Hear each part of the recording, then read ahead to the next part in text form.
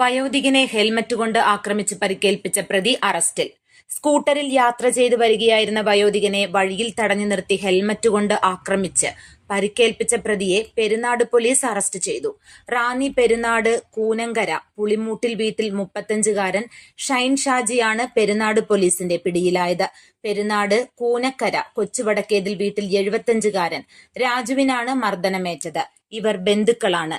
ചൊവ്വാഴ്ച വൈകുന്നേരം 5:30ഓടെയാണ് കേസിനാസ്പദമായ സംഭവമുണ്ടായത്. പെരുന്നാട് ഇടപ്പറമല എന്ന സ്ഥലത്ത് വെച്ച് സ്കൂട്ടറിൽ സഞ്ചരിച്ചു വരികയായിരുന്ന രാജുവിനെ പ്രതി വഴിയിൽ തടഞ്ഞു നിർത്തി സ്കൂട്ടർ അയാളുടെ മുകളിലേക്ക് തള്ളി മറിച്ചിട്ട് ധരിച്ചിരുന്ന ഹെൽമറ്റ് ഊരിയെടുത്ത് തലയിലും മുഖത്തും അടിച്ച് പരിക്കേൽപ്പിക്കുകയായിരുന്നു.